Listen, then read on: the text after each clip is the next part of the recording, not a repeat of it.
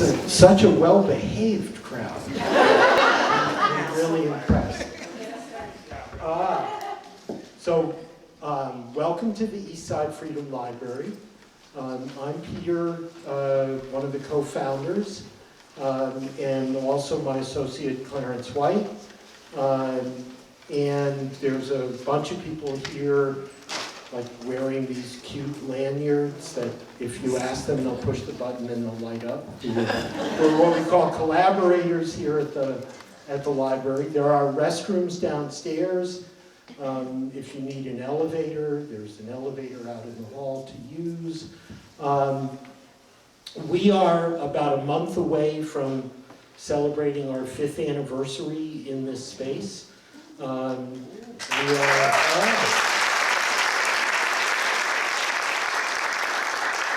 So I always like to do a little bit of historical lecturing. That this is a library that was paid for by immigrant iron miners, coal miners, steel mill workers who made Andrew Carnegie the richest man in the United States in the early 20th century. And when he began to think about meeting his maker, he became a philanthropist. But we need to thank the workers for having paid for this space. There were 3 Carnegie Libraries built in St. Paul during World War I. 2 of them still function as part of the St. Paul Public Library system. The city, for a variety of complicated reasons, chose to move out of this building in 2014 and moved into a new building that they built that combines the functions of a recreation center, a library, and a community center. And my partner, Beth Cleary, and co-founder of the library, she and I live in the neighborhood, have lived in the neighborhood for 22, 23 years. And we were concerned that this was a neighborhood that was greatly impacted by deindustrialization and the loss of unionized blue-collar manufacturing jobs.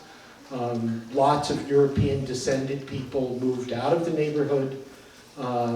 Immigrants of color from Central America, Southeast Asia, and East Africa moved into the neighborhood, and we were concerned that people were not welcoming to the new people coming, and that people were not taking advantage of the opportunity to share their stories with each other and learn from each other.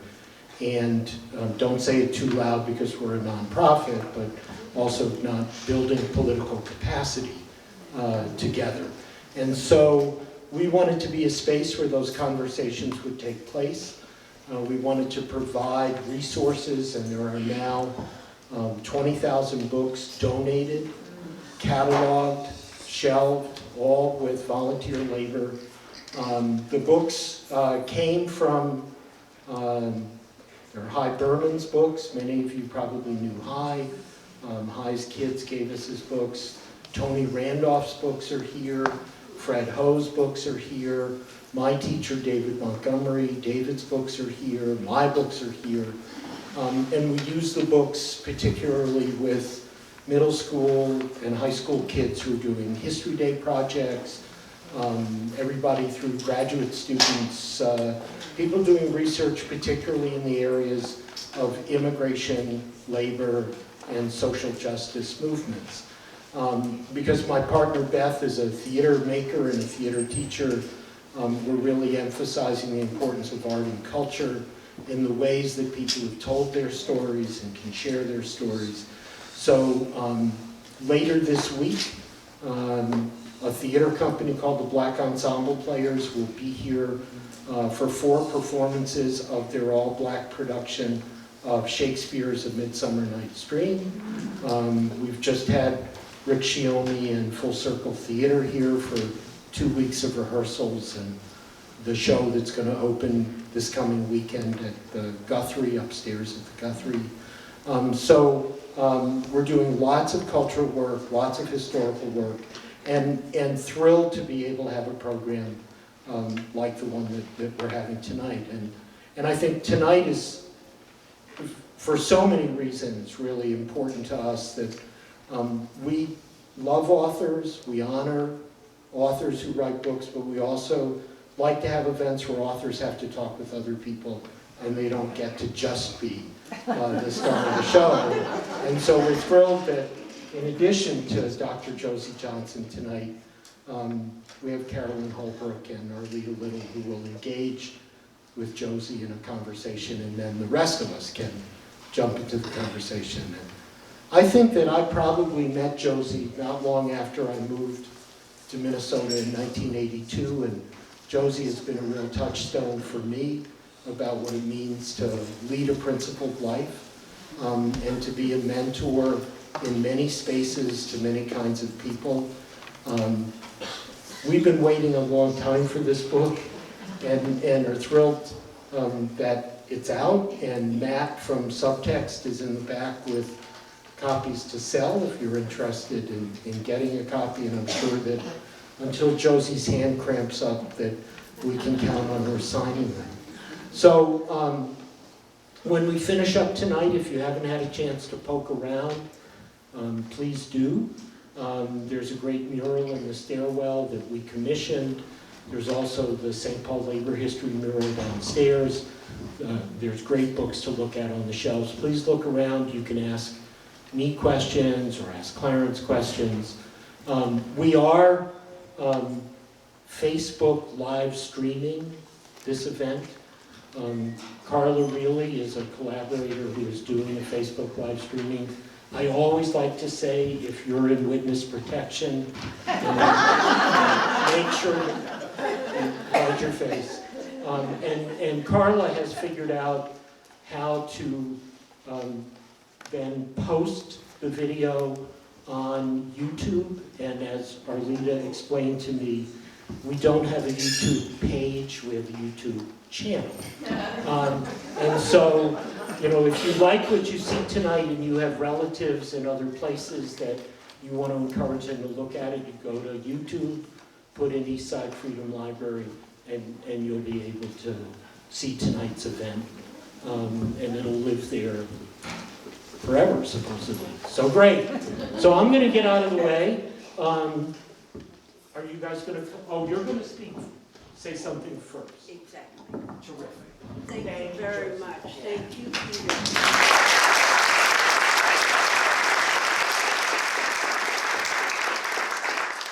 He's right. I've known him for a very long time and tried to welcome him to Minnesota, as we always do, don't we, when we have new faces and people who are interesting and interested in what we're trying to do.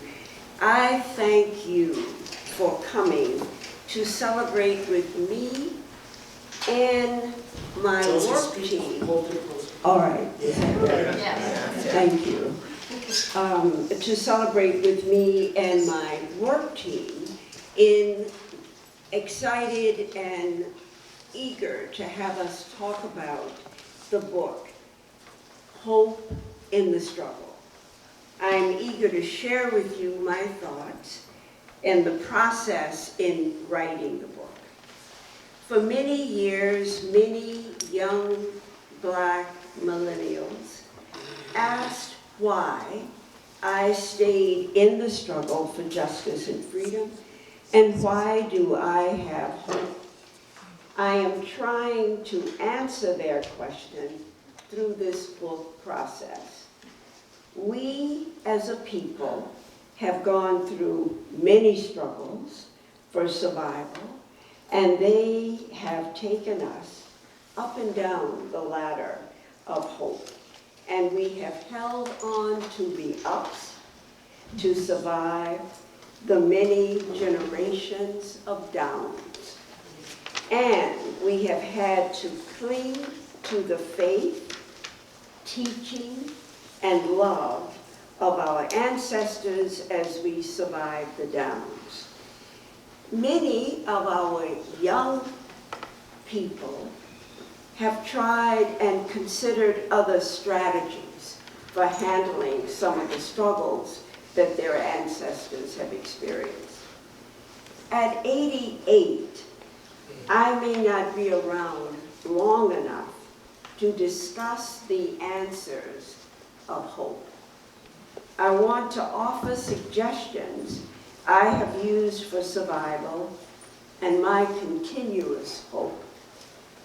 They serve as a reminder of our capacity to learn from our ancestors and to offer us hope in this endless struggle. Our team attempted to offer some of the strategies in our book that I felt might encourage the continuation of hope, to hold on to the love, security, and belief that the struggle of our ancestors had taught us. We attempted in so many ways to encourage the belief that hang in there, this too shall pass. During this process, I was fortunate to meet and get to know one of the young millennials that had raised the question early on to me. Her name is Leslie Redmond. She's a young woman who is president of the Minneapolis NAACP and just received her JD and MBA from St. Thomas just this week. She has brought to me and others the proof of our ancestral teaching and love.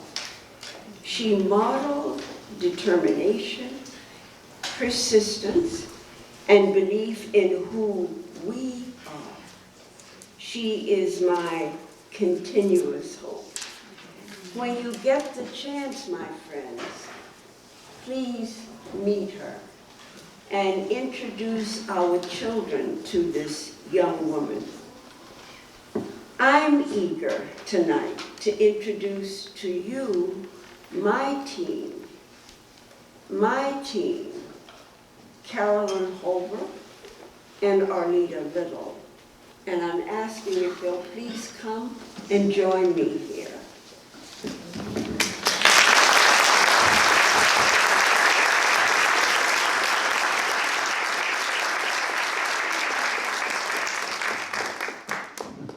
These ladies, my community, understood what needed to be said and how to say it. They gave me hope through the process. They understood the difference, and I had to learn this, between details and brevity. They understood what readers needed to know in order to understand our book. You will read about them in the materials associated with our book. But I want you to know that this work could not have finished without these two ladies.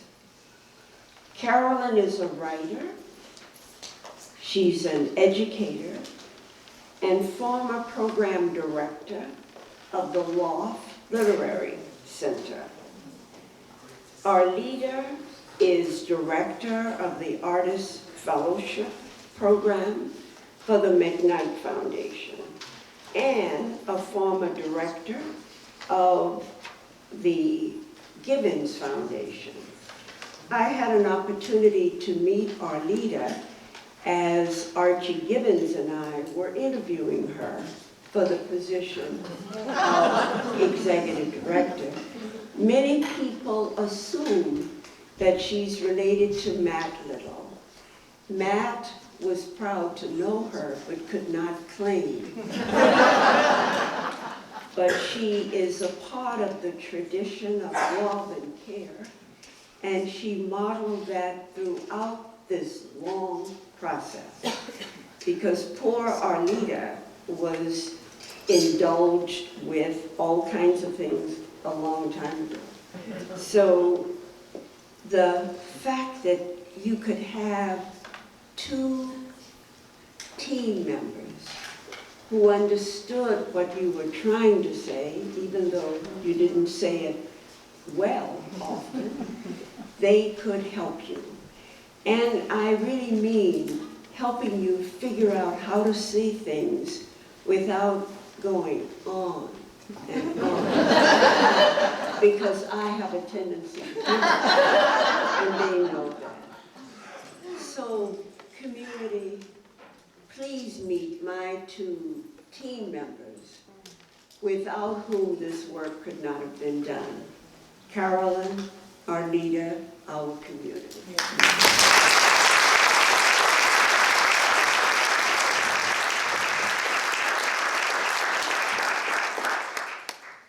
I'm not sure the order that they want to take, but I will just hold it and the one who grabs it. But thank you so much, Arleta. Thank you so much, Carolyn, to add this to your already busy workload, and your community work and engagement has meant a lot.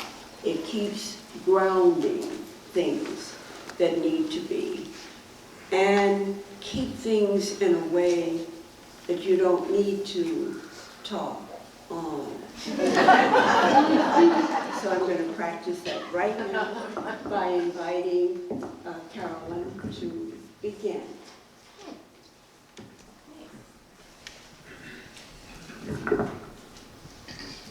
Well, I don't know. I guess we are. We'll talk a bit about the process and how we worked together as a team. As you pointed out, you already knew Arleta, and how did you and I met? See you in public. Hold the mic up to your. Oh, that's the kind of direction I got all the time. Without it, we would not be here tonight. I used to run into Carolyn at various public events. She would have her little grandchildren with her, showing them around libraries or museums, and we would have a chance to exchange greetings on those occasions. Right.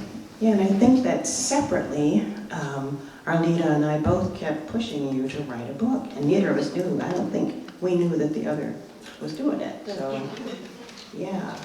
Yeah, it's very good. Mm-hmm. So, here we are. Arleta, would you like to introduce yourself? How's everybody doing tonight? Yay, it's great to see your faces here. And this is actually our second time being at Eastside Freedom Library talking about the book. I want to say it was maybe a year and a half ago, almost 2 years, Peter. And at that time, Josie still had a lot of questions about whether or not the book was ever going to get done, and whether or not it was going to be received well or even valuable at that time. And she had some very pointed questions for the audience. And the affirmation that she received at that time was so vital and important for us to continue pushing through to finish the book at the time. So thank you, Peter, for the opportunity to be here again. And I can't actually think of a better library for your book to be in here, Josie. Yeah, it fits very well here on the shelves with what you've built here, Peter, you would hope. Yeah. So I will start, I think, just by reading the dedication to the book, because for me, it has a touch of the sacred. For the ancestors who struggled for me, for the future generations for whom I struggle, always in love and always for justice. There's a full circle there, Josie, that is so much about how you live your life, what drives you and motivates you, where your values come from, how they've played out in the course of your life and your story, and what your aspirations are for future generations. So maybe we can start just as things go from the beginning and share a little bit about your family life and history. Do you want some prompts from the book? Do you want me to read a little bit, or do you want to just talk about your family? Well, it's really up to you. You're gonna suffer through the listening and conversation, and what we want to do is to yield to our group. How about if you share a little bit about your parents and your story growing up? Well, you know, for me, that's a very good place to begin. I grew up I was born in San Antonio, Texas, and at 2, my family moved to Houston. My father graduated from Purview, which is a black historic college, just outside of Houston, Texas. Daddy wanted to be a lawyer, and his plan was to go to law school when he graduated in 1926. Now, remember, we're in Texas in 1926. So that did not happen, could not happen. And he then took a job, as many black men did in that period of history, with the Pacific Railroad stations. And they did a variety of things. My father took a job as a dining hall waiter. My mother graduated in 1929, and her area was education and social work. So I grew up with 2 adults who lived up to the tradition of our ancestors, and that's high value placed on education, and doing all you can to pass that commitment, love, and respect for education.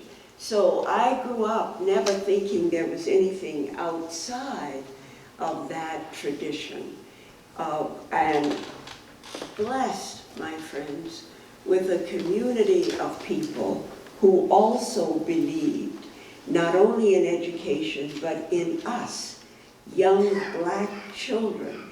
Their hope was placed in us. And therefore, I grew up with lots of pats on your back, lots of people who believed in you, who expected you to perform, who were not surprised when you knew how to be polite and thankful for the time. So I grew up at a moment in the continuing history of us as a people. And what I pray and think about so often for our children today, of the need to know that they have value and that they are loved and that we expect a lot from them. And that's the environment all around that I grew up in. Your community was African American and Mexican, and not a lot of white folks living there. Oh no, remember now, we're talking about I was born in 1930. So we're talking about a community. There weren't many other groups in my community, mainly African Americans. We had, there were some representatives of American Indian population. It is reported that my paternal grandmother was a part of the Cherokee tribe, but all black people, I have learned, are part of Cherokee. My daughter, middle daughter, who began to do some ancestral work, keeps reminding me, Mother, I don't think I've met our Cherokee relatives yet. But we were a close community. American Indians and African Americans worked very closely together. And after emancipation for us, we found ourselves even closer in our common values.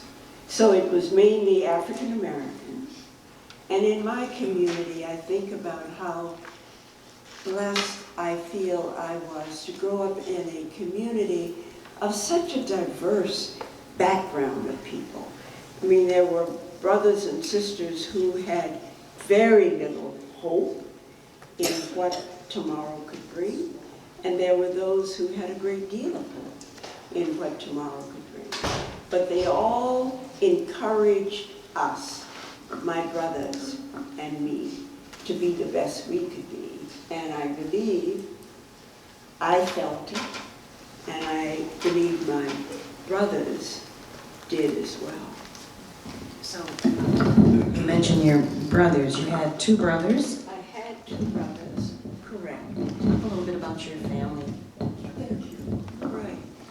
I had two brothers, Judson Jr., named after my father, and James S. Robinson, named after my aunt, the woman who took very good care and careful care of my mother, helping to raise her, to help send her to school. So I grew up the oldest of the three of us, and had to be strong with these boys who felt they could tell you what to do and be in control.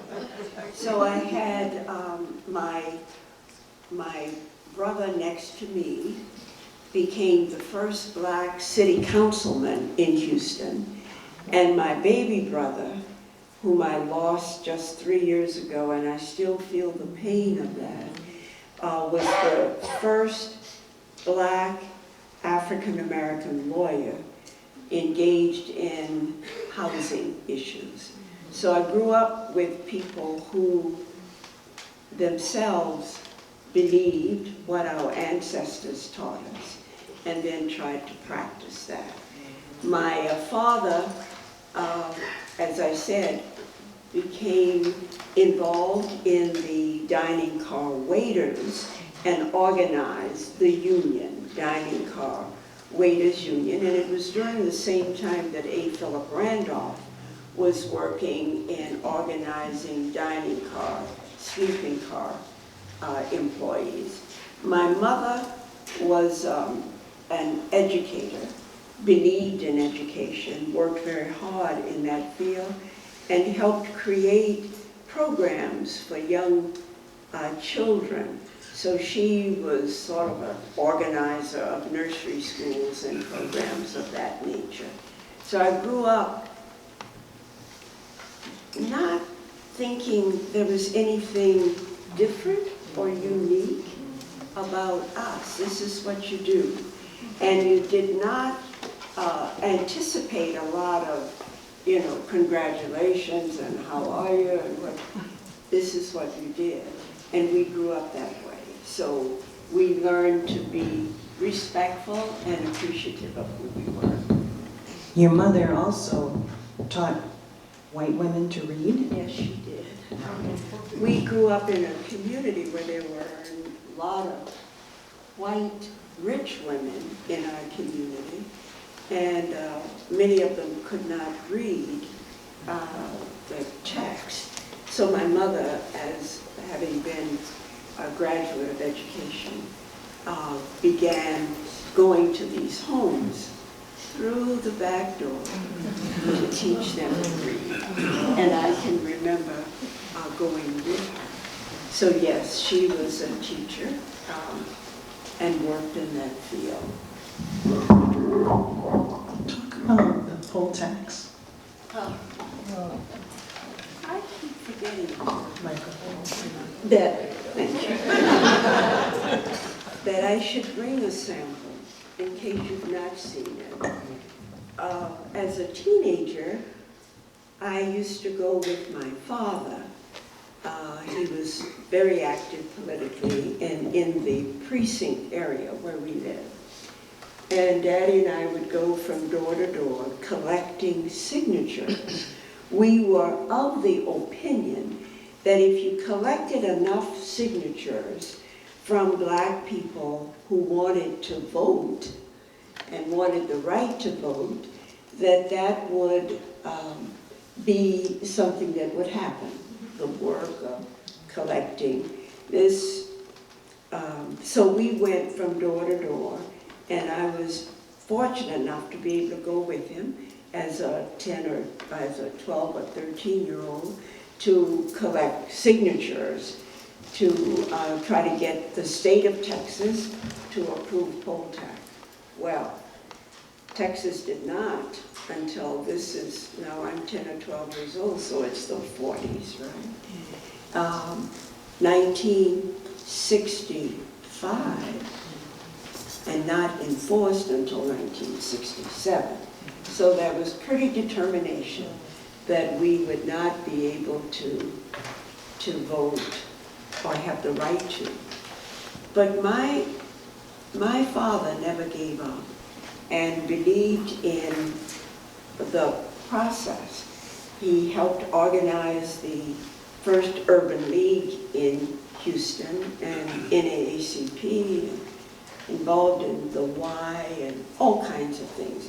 We would, my brothers and I would gather at the table for dinner, and Daddy was often not there, and the question was, which meeting is he attending tonight? Because that was generally the case. He was very active and very engaged, and it became a part of the family behavior.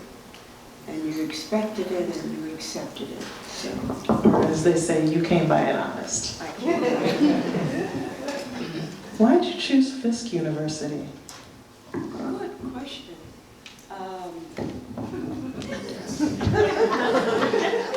I graduated from high school in 1947.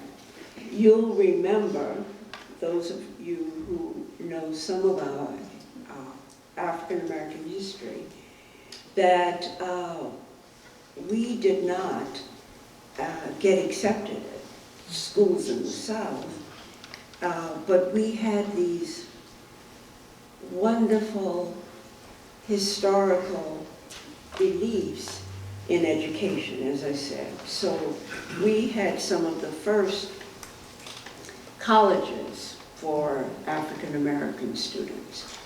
I was blessed to apply and get admitted to Fisk University in Nashville, Tennessee, which was one of the first black universities organized. And we had, as many of our black colleges are experiencing right now, very severe financial problems.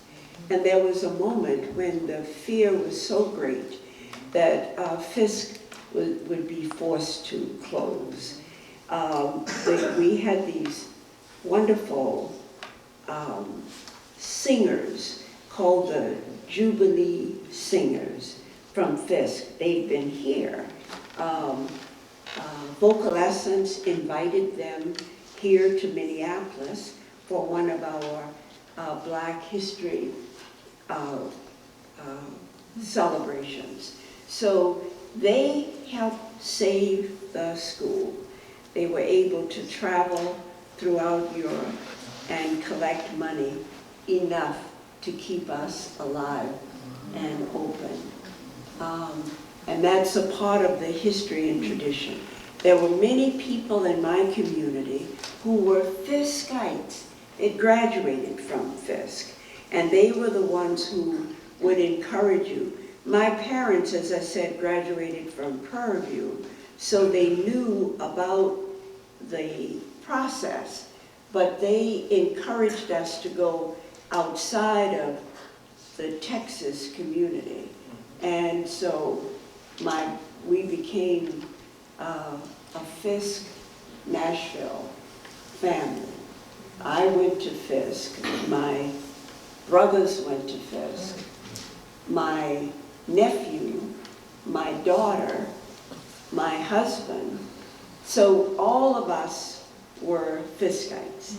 And we lived and tried to live up to that tradition of Fisk people, very special people. It was your family doctor who encouraged you to study medicine? Yes, as a matter of fact, he promised me that if I went to Fisk and became a doctor, that I could take his practice to promised me a place after completing education. And that was the time when doctors came to your home and visited, right? And they took care of you. And our community was one that reflected those early truths about who we are as a people. It never occurred to me that we could not be successful. That was not a part of who we were, and it was not a part of my environment and community. Then after a while you decided to change your field of study? Right. Well, And we are so blessed that she did. right. When I went to Fisk, you know, you have to have these tests when you enter as to placement exams as to where they're going to put you. Well, mistakenly, somehow I got placed in a category that made me think I could do math and science. And I remember calling my father after the first semester, and I said to him, Dad, I don't know why I'm in this category, but this does not fit me. And I'm thinking about withdrawing and getting into one of the other major areas of study. And my father said, you stay there, you hang in there, we don't quit. And so I then tried. And I stayed in the field. I have a minor in chemistry. But in the beginning of my junior year, my roommate was in sociology. And at the end, during that year, she was doing some interesting things with Charles S. Johnson, one of the outstanding sociologists in our academic world. And he was the first black president of Fisk. So Charles S. was this well-known scholar in sociology and in the social work field. And she invited me to go with her to do a survey that she was doing. We were Nashville, right near communities that were very poor African American farm areas, and she was doing a survey and invited me to join her. I was so excited about what I was learning and the world outside of the community preparing you to go into medicine, where men told me that women could not be doctors. There was the black medical school across the street from Fisk, Morehouse, Meharry Medical College, well-known black medical college in Nashville. And then, as now, women had to prove their worthiness in medicine and giving you all the negatives. So it was so nice to be in an environment that encouraged what you were and who you were and your skills and your interests and commitment. So I went to the registrar and asked if I could change my major. And this is at the end, getting ready to move into your last year and a half. And with some, pleading and crying and begging, he they granted me permission to use the chemistry as a minor, and then I could study sociology. So I ended up with a dual degree that they said would never happen again.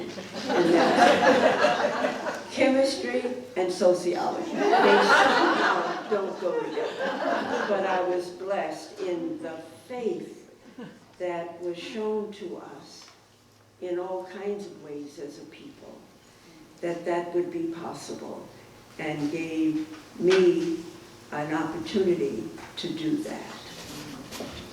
Can you say a little bit about who was teaching at Fisk at that time and some of the people who came to campus that you had a chance to study with and hear from? Right. Well, you know, what is so exciting, my community, is that it was such a natural thing for people like Dorothy Height, people like Black authors and sociologists and artists. One of the people, Aaron Douglas, a literary genius, was in the library. He was a library director at Fisk. And so you had a chance to be next to, meet with, talk to people who were making history in the various fields, and they were there. They were there, and you could touch them, you could talk to them, and there were conferences and Black people coming to Fisk from across the world, talking to us. W.B. Du Bois and who else? W.B. Do you know the name W.B.? Go right ahead. Share some names with us. W.B. Du Bois. Arna Bontemps, I think, is who you were thinking about. Yeah, Aaron Douglas is a visual artist. Yeah. James Baldwin. Yeah. You can see what I'm saying, my brain. But we were very blessed because there were these individuals who came to the campus and lectured on a regular basis, so there was no sense of feeling that that was odd, unusual. That's a part of our community and who we were. And who were some of the other women besides Dr. Height? Dorothy Height was there. We had an opportunity to visit and meet with not only Dorothy, but some of the labor women and help me. Yeah, I'm sort of drawing a blank. I do remember there was also a physicist. Oh gosh. There were lots of them. Yeah. And probably Lots of amazing yeah. people. You have to get the book. It's called Hope and Struggle, and it's for sale. Tonight.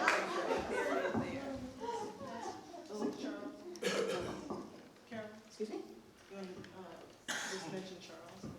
Charles is in Next phase. your husband? Charles was a Fisk guy. He grew up in San Antonio, Texas. And I was dating another person my freshman year, and he left Fisk and went to the service to help with free tuition. They were offering a 2-year service period, and you would have full tuition for college. And so Charles left. I mean, this person that I was dating at first left. And then Charles and I began to date. And we then married at the end of our 4 years at Fisk. Charles was brilliant. He was a physicist. He received a full scholarship at MIT for his engineering work. and he became an electrical engineer, and so is our middle daughter, an electrical engineer, and became employed there were 3 black men hired at Honeywell in the early 1950s, and Charles was one.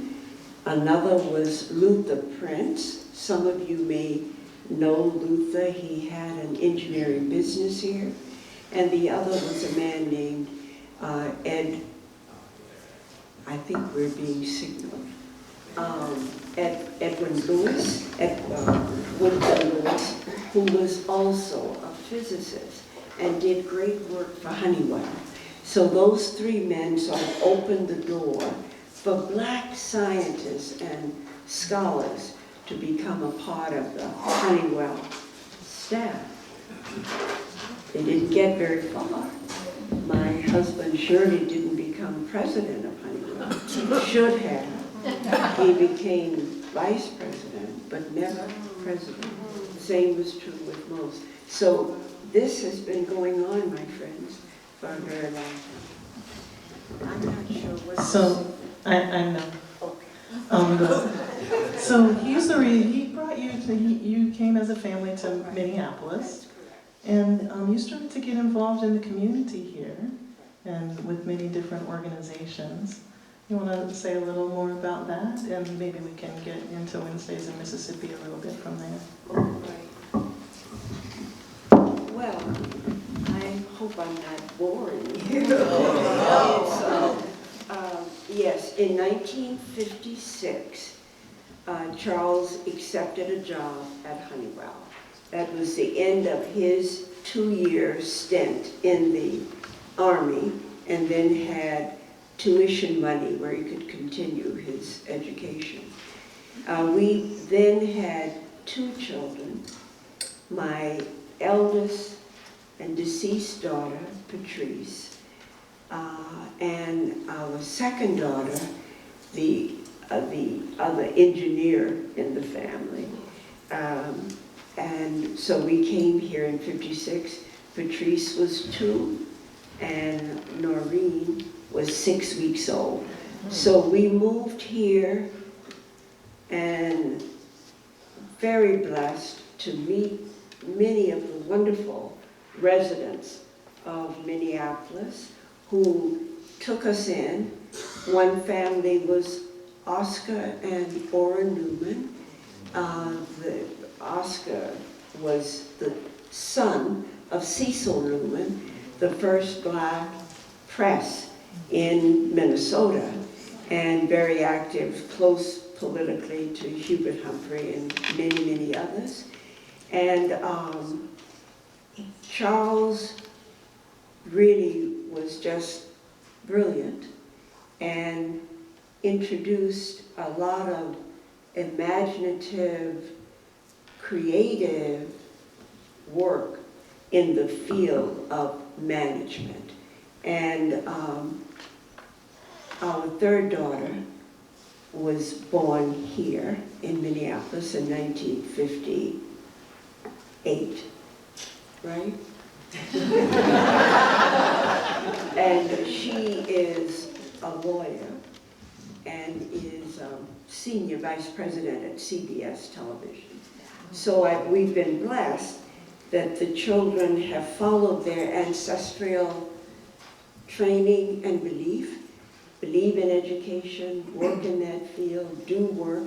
My children are also very active in issues dealing with African American people and children. My youngest granddaughter just opened a library, Peter, in Atlanta, in the black community of Atlanta, famous called Sweet Auburn neighborhood, those of you who are familiar. And it's a book of books that are out of print. So she has collected those, and we're very proud of what she's doing, and blessed with children who have followed their ancestral direction. And I guess one of the things that I know I will not have the full benefit of seeing that really continued and passed on, but the fact that we as a people, African American people, and the ancestral history that we have and the contributions that we've made, and to know that in Minnesota, our children are badly behind academically and on the path for success. And I hope this community will continue many of the things you started decades ago, and will renew our commitment to teaching, loving, respecting, caring about our children. They need that more than at any time in history.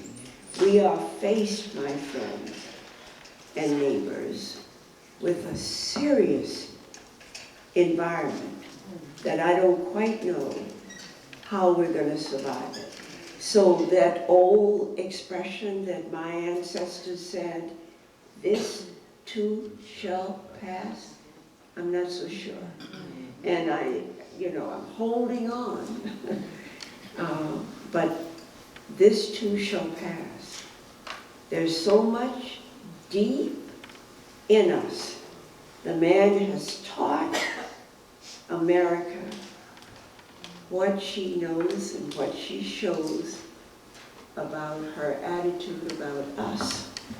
And if we don't help our children learn who we are and the value that our ancestors placed in education, in determination, in commitment, then I don't know what will happen to us. And it worries me. I'm sure it worries you as well, because we're all feeling it. I wonder if we should fast forward and start taking questions. Absolutely. Do you want to do more? Well, we go. Love my life. Well, thank you. Before we get to anything serious, I wanted to say one thing. You look absolutely fabulous.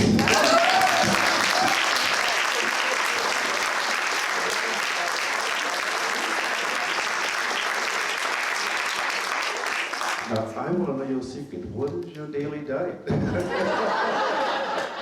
Something fun. What do you do every day? Your daily life.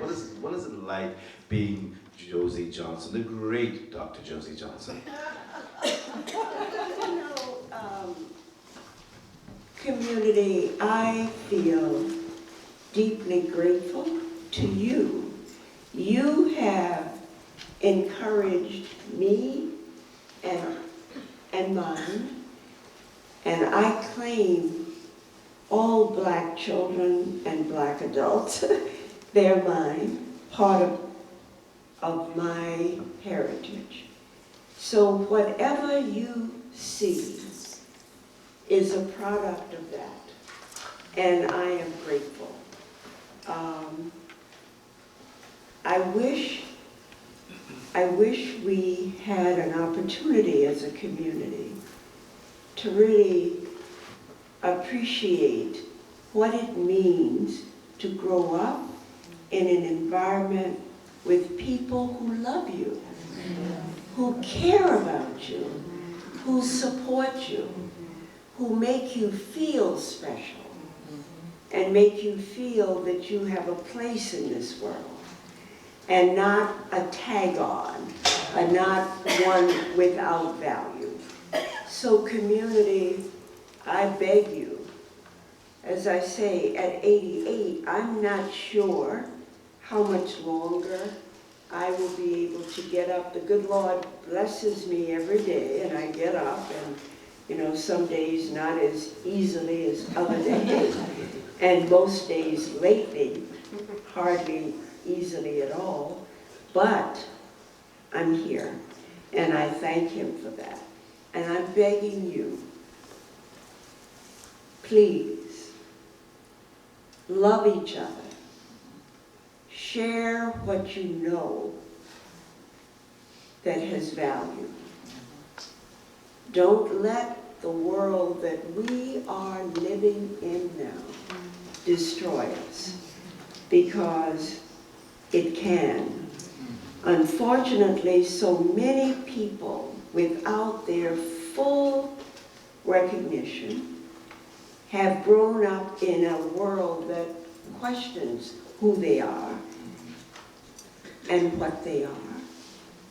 And so the administration that we are confronting today has found those weak spots.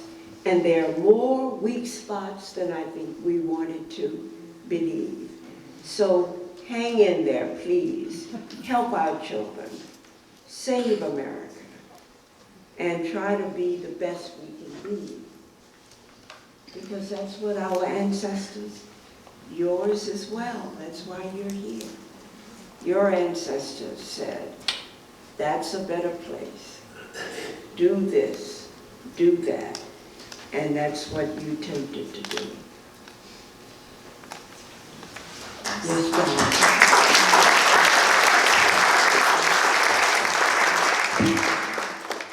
this is one of my young millennials who has always raised questions. Well, thank you for calling me young. Elder Josie, I was thinking, I was just kind of flipping through your book, and I was wondering about the Poor People's Campaign that came after the March on Washington, after King was killed. And it was in 1968, and I was wondering if you had the occasion to go to that particular march. My mother was an activist and took me to that march, and I was 6 years old at that time. So I was reading about you going to the March on Washington and being a part of that organization. And that, could you talk about, I guess, you know, what happened after Dr. King and how Minnesota, what was happening after that, you know, up to 68? Well, thank you, because my team really wants us to dig into some of those things that are historical with fact and examples. Yes, as I said, I got an early start, right? Preteen, with my father going door to door, trying to secure enough signatures for the right to vote that we really thought that might happen. I have been involved and active in most issues dealing with civil rights all my life. So in the 50s, when we were involved in issues dealing with education and children, I had an opportunity to be involved in that. In the 60s, with the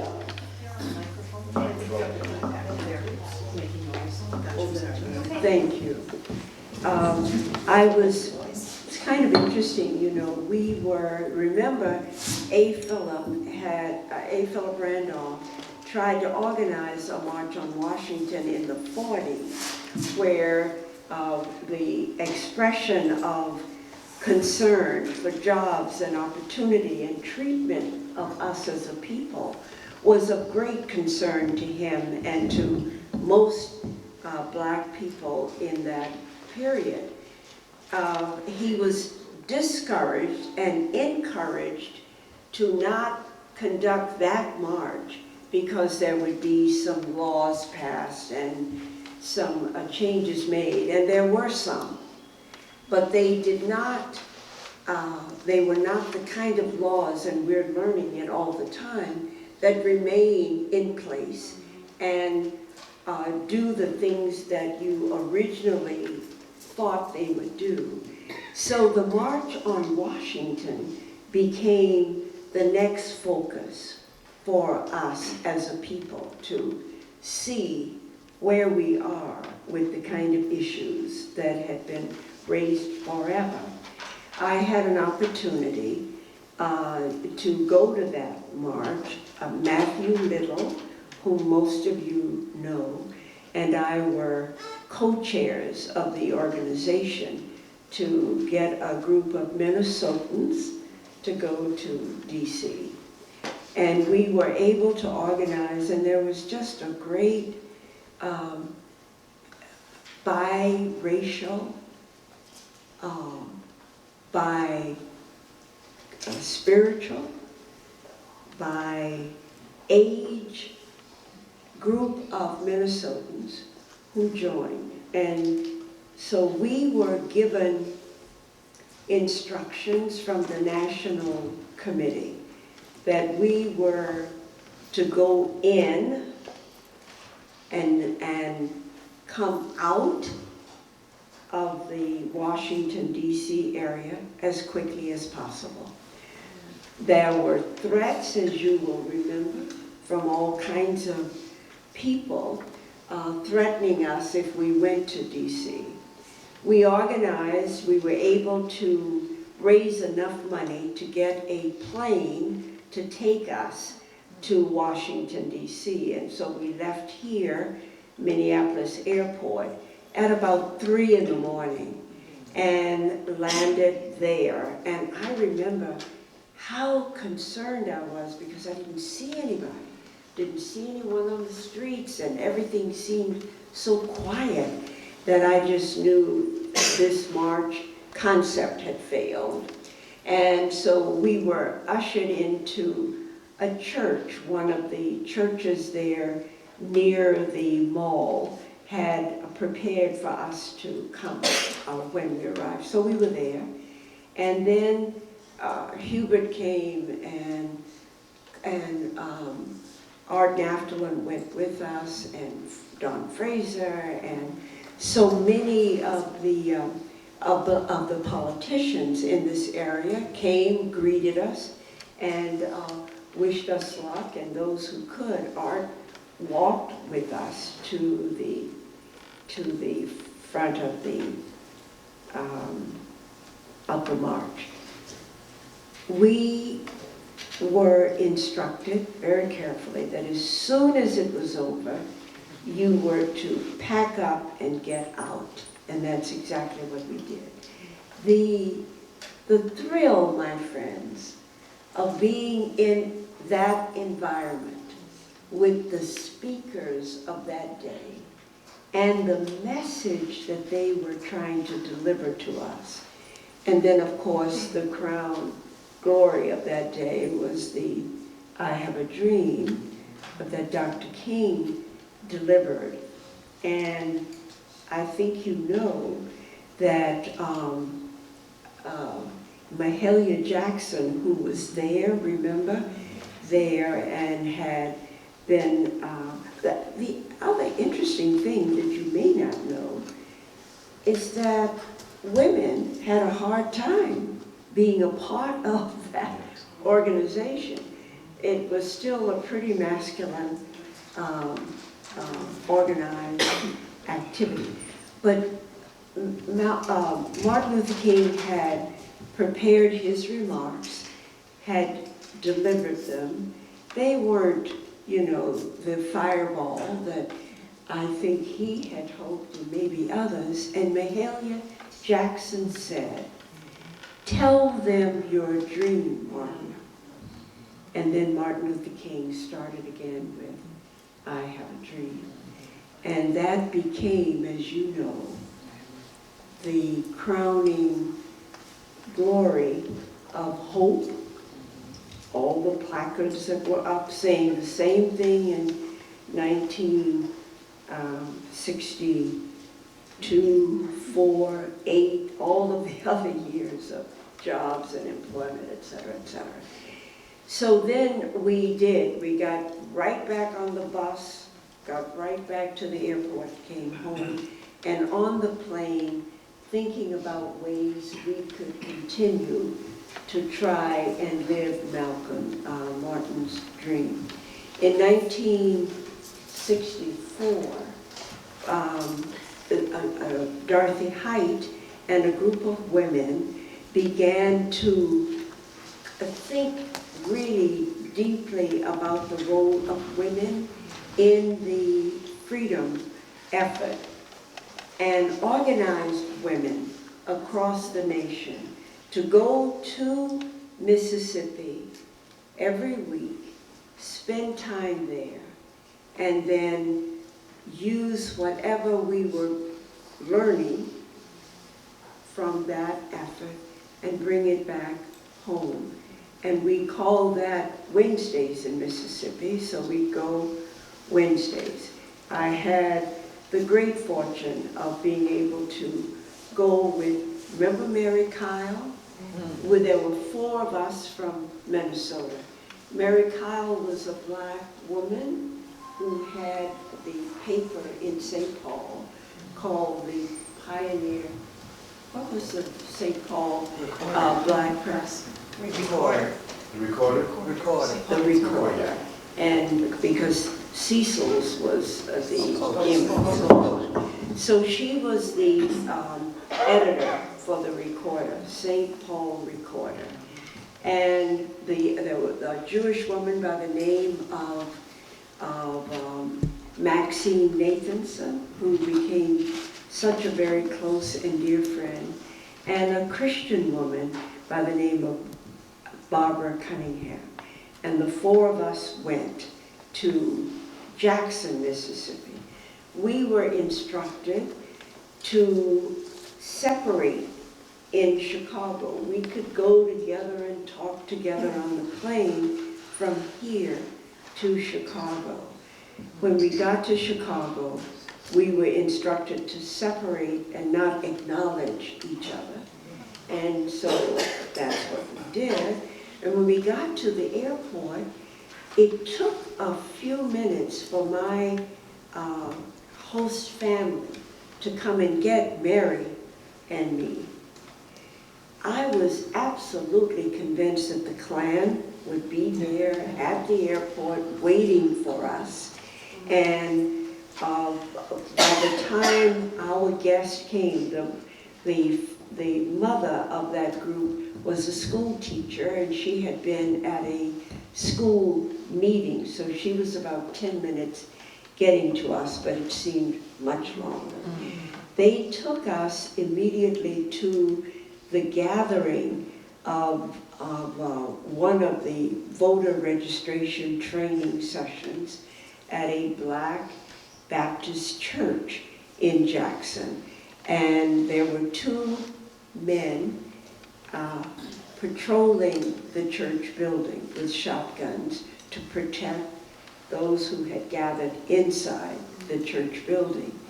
And there were these people and children telling their stories about the treatment they had received, just trying to register to vote. And you'll remember that in 1954, when they passed the Brown versus Board decision by the Supreme Court, they closed all of the schools so that our children were not in an organized, formal education program. They were being taught in churches, in homes, in what was called a church gatherings, school gatherings. White children were shipped to places that they called academies and public schools and organized. And we learned while we were in Jackson, visiting the various communities, what was going on in those areas. Ministers were afraid to talk about the civil rights work because they never knew who was in the congregation. And this is mainly white ministers and clergy in the area, explaining why they weren't active and engaged in the struggle, that they never knew who was in those congregations, in their congregation, and who might take that information back to the officials. So we met with people like that. We met with, we sat in on many court hearings of the treatment of our children, how they were thrown in jail, how they were abused in those places, how fathers were fired from their jobs or churches burned down. And in the early studies where I was studying the Brown versus Board of Education, there were just a number of black parents who reported on being fired from their jobs and run out of town and homes. So the community has gone through a lot. Black people have been trying to survive, and the ups and downs for us, and then to identify the fact that we have always organized around trying to resolve some issues. Most of them last for 5 minutes, and the fear that many people have is the fear of trying to continue to be in a survival mode and really work at identifying your value, your worth, and passing that on to our children. Your work is critical, community. Critical. Please, let's return to the fight that we used to have and save our children and save values that our ancestors died for and believed in, because it's on a shaky edge. I don't know if that's helpful.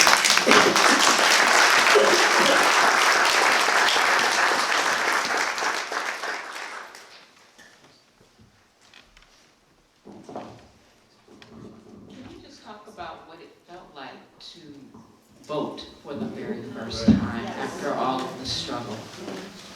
Thank you. My first opportunity to vote was when I was an adult, and my husband and I were in Massachusetts, and had an opportunity to really go and cast your vote. It was a very interesting, and I'm thinking back now because I can hardly remember. I'm glad you raised it. Things become sort of routine after a while, don't they? When you work on something and it happens, and then you find yourself going regularly and marking the X, you almost forget what that first time was like. So to know that it happened and that we've always had it in the northern part of the US of A, but to know that in Texas and in Louisiana and other places like that our people were free to go. Although if you saw the movie Selma, you know that it was not easy, and it wasn't just walking in. There have been all kinds of ways to try to deny the opportunity to be a full citizen and reap the benefits of citizenship. We're not there yet. So please, don't assume that we are. We're not there yet. We still have this too shall pass, the hope.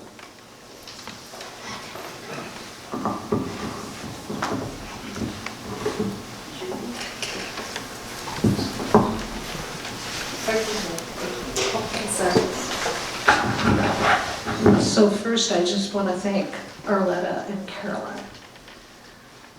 10 years ago, Josie and I talked about you need to write your memoir. We did. And I am grateful that you helped guide her through this. I think it was emotionally and physically draining. And you made it. And you make it.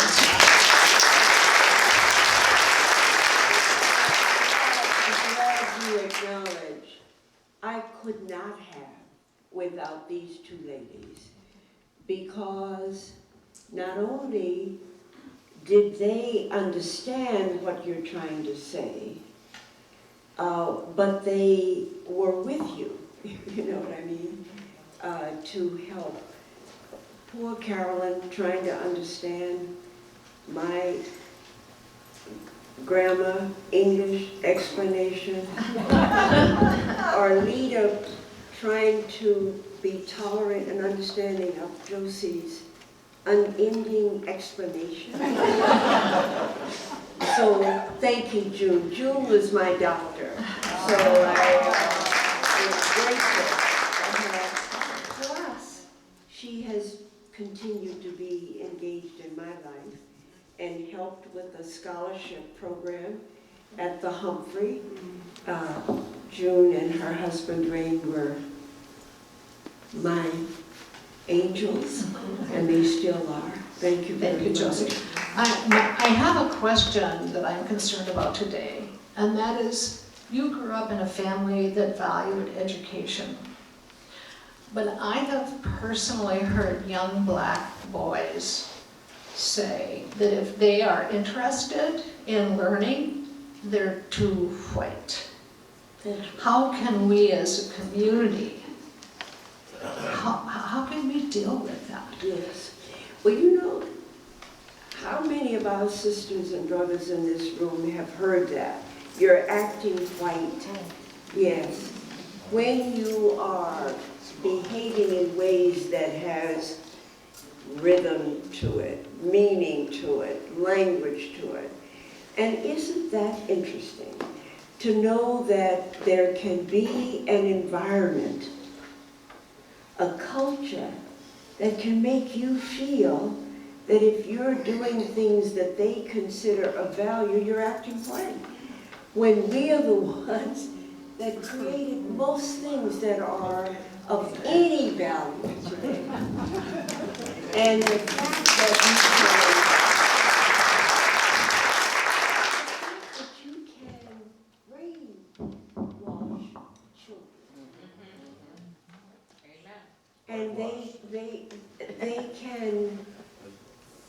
they can not appreciate. You know, one of the things I said when we elected President Obama, I said to myself, finally, our young black males will see the image of who they are. They will see the man that they are. And of course, Congress immediately said,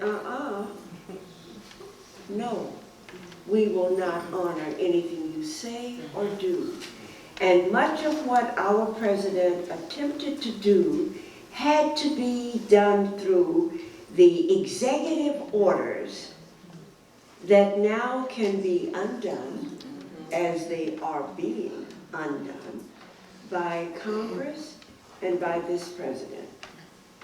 So the system said, no, we're not going to show you what black men look like, how they behave, because then you destroy the image I have painted of them.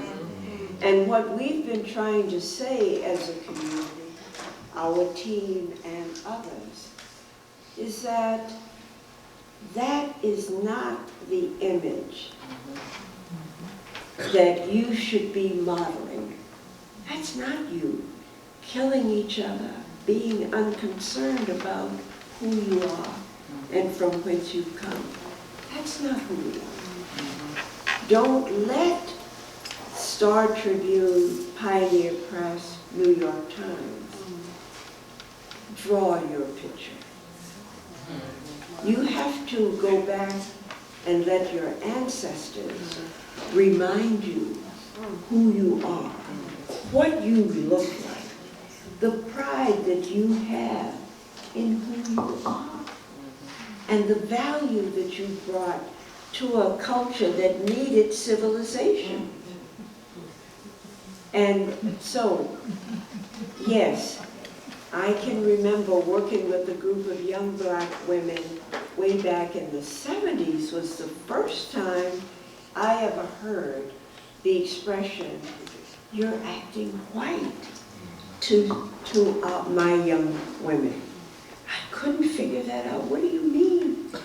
But that's what they were being encouraged to believe, that if you're smart, and if you do the things that you need to do to continue to move in this world, you're not acting African, and you're not acting your ancestral training, you're acting white. And that was the most, I think, surprising. Probably surprised you, right, Arleta? Yes, sir. And what about you, Carolyn? Having to train your children and grandchildren and teach every day. So I'm glad you raised the question, because you're right. We're not sure where it came from, June, except the tradition of bringing you down and not placing value on you, but transferring it to somebody else and somebody's else. And our children are growing up without people who know them, who respect them, who understand. This is 2019. I just learned, for example, a few days ago that children don't use cursives anymore. They don't write. So I'm saying, how do you communicate? But can you imagine changing society to the degree that you can't even write script? What do you do? Just don't know. Thank you for raising it, and I believe our young people are raising that question as well and finding the right answer. Let's take one last question, and then we do have books for sale in the back. And I just want to qualify the one comment about tolerance. You know, relative to education, when Josie and I started talking about her book, I was thinking about going back to school, and I said, oh, I could go back to school, or I could help Josie write this book. And it was by the education. So, does anyone have our last question? I'm going to take this back 50 years. 50 years ago, I worked for Honeywell. 50 years ago, I worked for Chuck Johnson. And there were at least 50 people in that group. And no one ever had a problem with the way Chuck managed that group. We didn't look at him as black. We didn't look at the other people as white or otherwise. He was just a wonderful manager. And I was there for 35 years. Chuck wasn't there that long. I think he found a better place to go. You know, during that time, Honeywell had an establishment in Denver, Colorado. Yes. That needed Charles's skill, management skill. Okay. And that's when we left here in '75 and went to Denver. And we were there until 82 or 85. And Chuck retired. So he was there until retirement period. Charles was also a very tolerant human being, because there I was. Charles now has, you know, recognized position. I mean, people recognize him, appreciated him, respected his intelligence. And he's got a wife with an afro, fighting out in the kitchen, and not hiding the fact that, you know, he's there as a respected scientist. So, and Charles never questioned me about that. And you don't find that often. And meetings that are late, and dinners that are late. So I have been blessed all around, I think. Well, Josie was a very good hostess as well, because she invited the whole group that was working for Chuck over to your house. Thank you. And it was a very nice lunch or dinner, or whatever it was. 50 years is a long time for him. But he was just a really good man. That's all I could say. Charles was really, one of those low-key people who didn't toot his own horn and was patient, tolerant, believed in himself and others.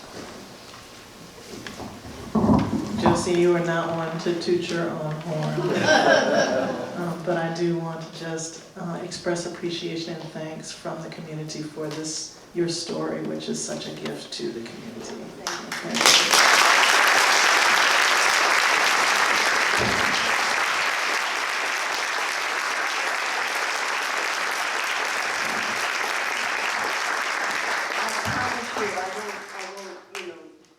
She tries to help me with brevity, right?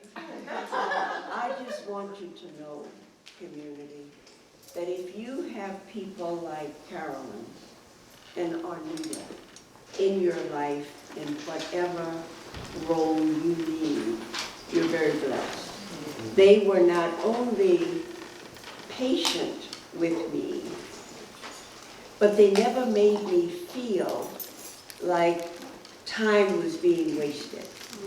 Somehow they made me feel that the book had value when I felt it did not. And I worried about it and felt that I'm not offering anything, and you know, all those fears that you have, and they kept overriding them. And if it hadn't been, I wouldn't have had an opportunity to do it or finish it. They really pushed at the end, because you know, you have a tendency to keep pulling it out a little bit. I'm going to be looking for time that you and I spent at the DNC National Convention in 2008 together. This is better in this book. Well, I hope it is. Well, thank you very much, and I know there's...